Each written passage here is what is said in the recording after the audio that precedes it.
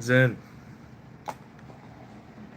Not a sponsored promotion, but something that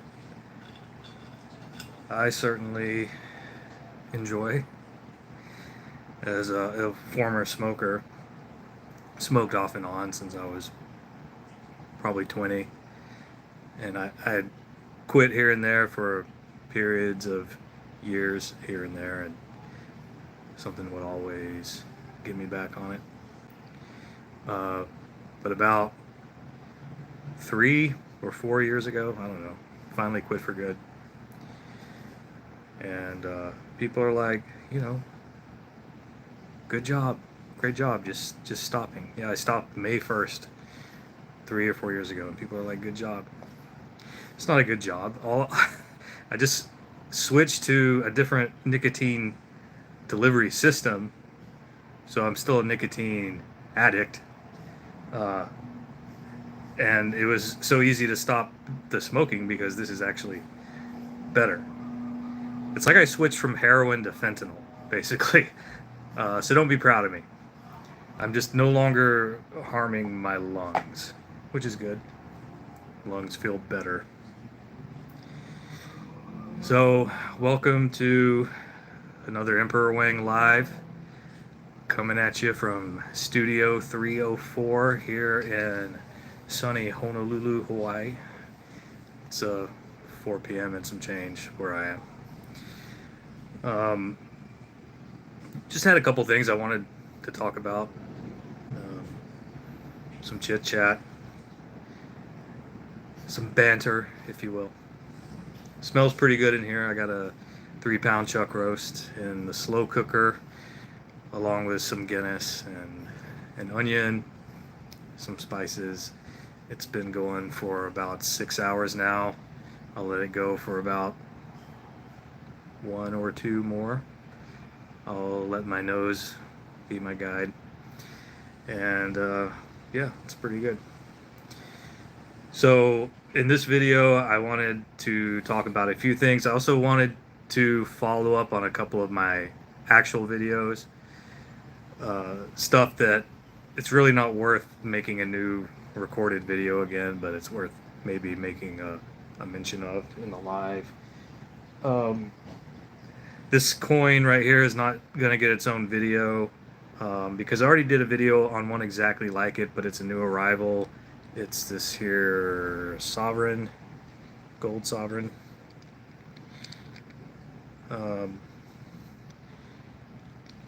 It's the coat of arms, gold sovereign.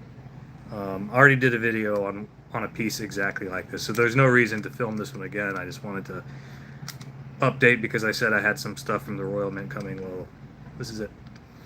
I'm an avid stacker of the gold sovereigns. I think the U.S. Gold Eagle was always meant to be America's answer to the gold sovereign.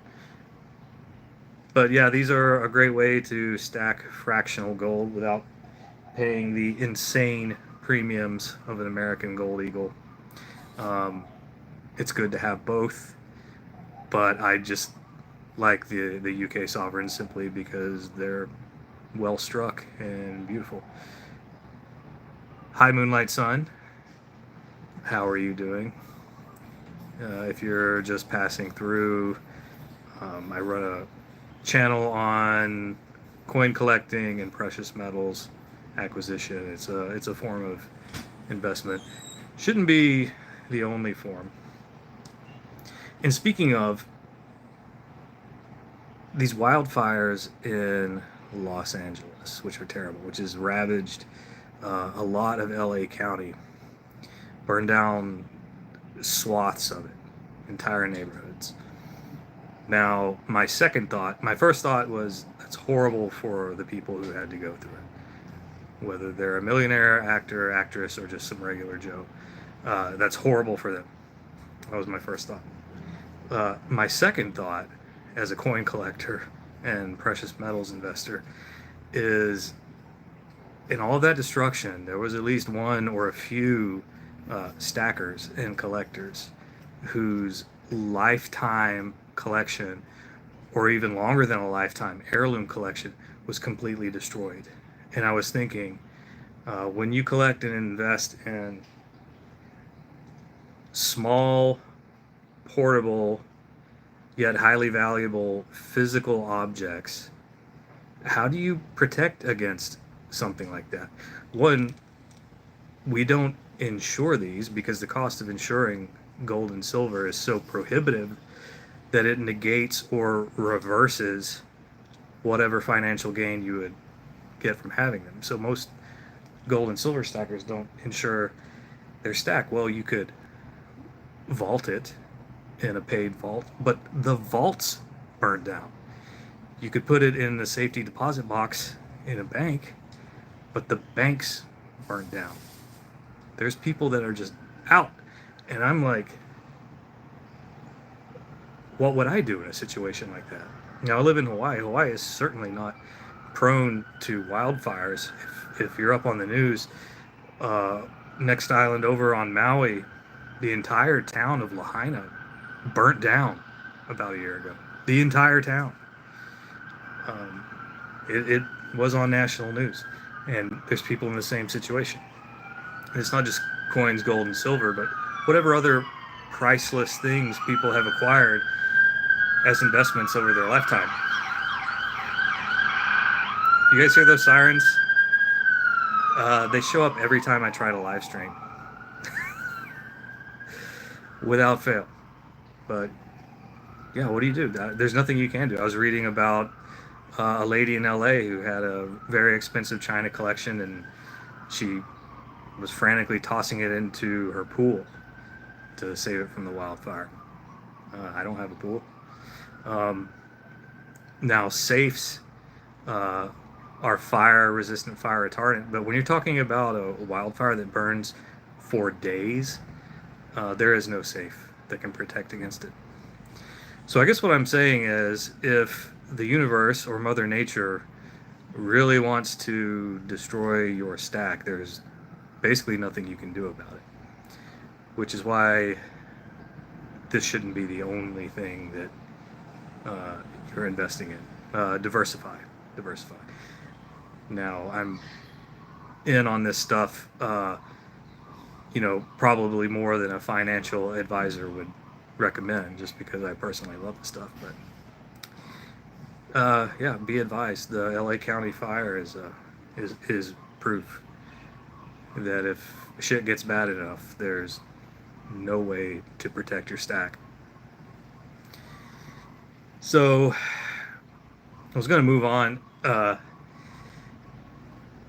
On the, my recorded videos are just coin stuff. In the lives, we talk about politics and stuff, and it's been great so far. It's been extremely civil as far as political discussions go, and I, like everybody else, I have deeply held political beliefs, but the way to discuss it on my channel is I always wanted it to be the way I discuss it to my friends in real life.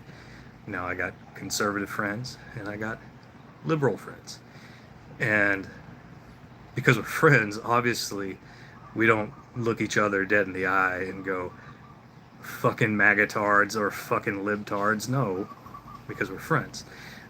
We discuss our political differences the way friends do, and that's how I aim to discuss it on this channel.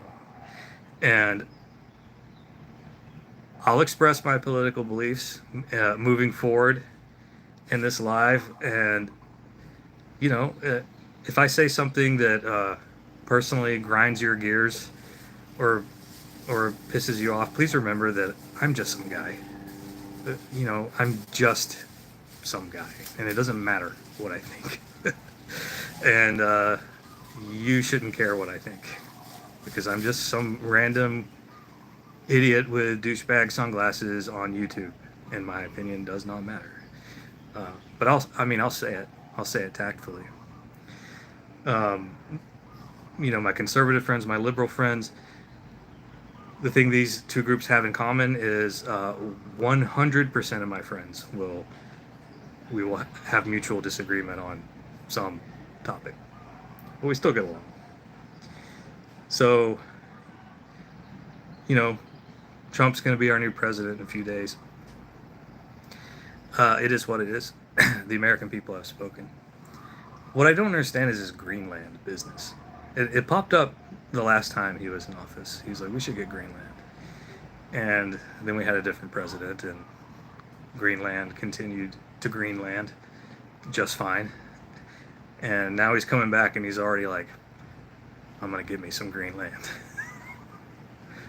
Why? Can somebody explain that to me? Now, I understand, tactically speaking, they are positioned perfectly in the Northwest Passage between Russia and the United States. I understand that they have rare earth metals that maybe China wants, but Greenland is already under the control of a NATO country, Denmark. They already allow us to have a military presence, which we do. We have a full-blown space base there. So I don't understand why we need to acquire it. It seems a little expansionist. And when's the last time, other than evil countries such as Russia saying Ukraine belongs to us now, when's the last time we just decided to take another country? Now, I know we've invaded other countries, but we've never made them turn them into United States soil. So why now? Why Greenland? Like 6 people live there total. I don't get it. I sort of understand his gripe with the Panama Canal, and actually partially agree with him that perhaps Jimmy Carter should have never ceded it back to the Panamanians. You know, we built it. Didn't seem like a smart idea to cede control of the zone.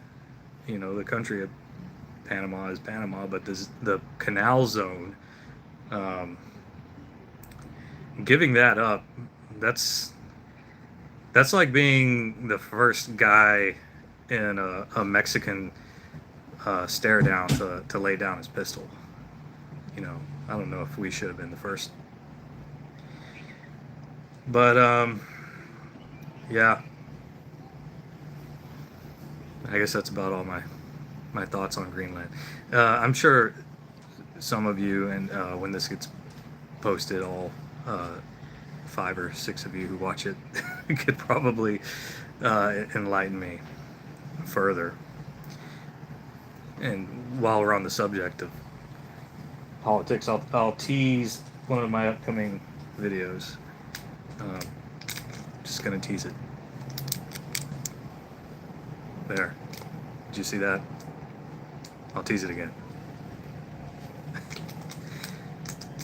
It's the bronze medal that is a tribute to those who protected the Capitol on January 6, 2020. And oh yeah, we're going to talk about January 6th on that video. So there's no need to talk about it now. I'm sure there will be no strongly held opinions on the subject. My strongly held opinion that I expressed previously is you should buy one of those, because you got about 7 days before they go away, before Trump remembers that the U.S. Mint exists and becomes aware that they're putting out these bronze medals. Yeah, they're going to go away. But it is a unique time in history to get something that you can only get now. But yeah, we'll go into the whole January 6th thing later. And lastly, on keeping on the theme of following up on stuff I've talked about before but doesn't really deserve its own entire ass video, as far as my knife reviews, I already put out a video on my philosophy of use and carrying of knives, as self-defense, and I mentioned that um, all my knives, even though they come from the manufacturer with a sheath that's going to be vertical on your belt, um, if I'm going to carry it a fixed blade, it has to be horizontal with the pommel facing inboard. So a couple of the knives I mentioned. Here are the solutions, and these are the sheaths I ended up getting. They were not in the video, but for the Selkirk, uh, this nice horizontal Kydex sheath, it has these loops that go into the rivets. Now you can even get the loops separately if you have a knife that's in a riveted sheath already. You can just order these loops, um, and then you affix them. It does take a Phillips head screwdriver through the rivets, and now you have a horizontal carry solution, just like I do. So pommel inboard. So this is my gun hand. Uh, carry it on the left side. Gun hand is never gonna get confused on whether it's reaching for a gun or knife, because knife is over here. Now, if I'm trying to retain the gun from somebody trying to take it from me, left hand is free to draw. Uh, so it's a good system. Here's what I picked up for the buck. This is a leather one, and the only retention is just the tension of the leather. And it works great. So horizontal belt loop here, so it rides right here. Um, doesn't come out. Um, any more or less any fixed blade with about a 3 to 4 inch blade will be accommodated by this thing. Very, very happy with this one. It's perfect for the little 117. Now, if you have a full size 119, if you have enough real estate on your belt to carry a full size 119, this is a possible solution. This guy hand makes them and he sells them on Amazon. I don't have quite enough real estate to carry a 119 on my belt, although I'm working on it. I should be working on the opposite. And then lastly, this is a cold steel. If you're a knife person, you know about cold steel. They make kind of like a lot of Mall Ninja shit. But it's like good quality Mall Ninja shit. So I don't hate it. This one, the Coben in particular, as Cold Steel loves to say, a CIA officer used this exact knife to kill an insider would-be shooter or suicide bomber in Afghanistan on a U.S. base. So one of these is hanging in the CIA museum in Washington D.C. It came with this riveted holster. What I did was I ordered this Spyderco little system. I can't remember what it's called, but you can just look up Spyderco horizontal conversion kit. It wasn't meant to go on this, but the rivets aligned perfectly. Again, it took a Phillips screwdriver. I used the one on a Swiss Army knife, and now it's set up for horizontal carry. Speaking of insider threats, when you're deployed, so as many of you know, I served in the Marines, deployed to Iraq and Afghanistan. I don't think you know this because all Marine Corps veterans are required by their contracts to constantly talk about being Marine Corps veterans. It's in the contract. We have to mention it at every opportunity.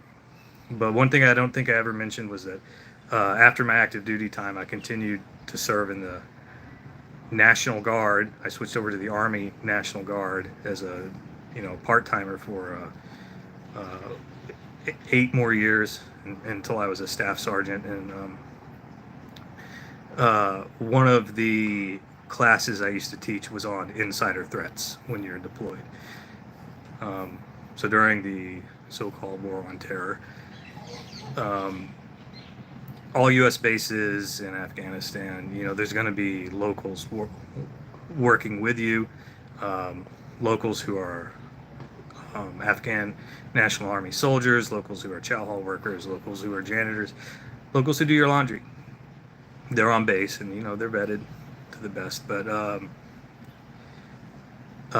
these locals that we trust, still, there were many incidents where they would turn against us and either suicide bomb or shoot us up, kill Americans, whatever.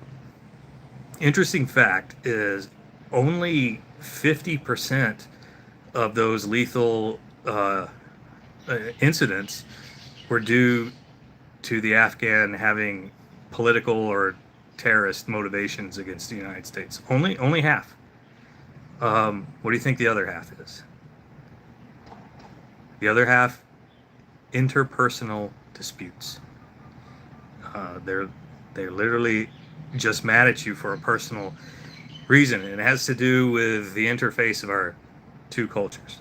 Now, their human experience is just as valid as yours or mine, but it is completely different. Completely different.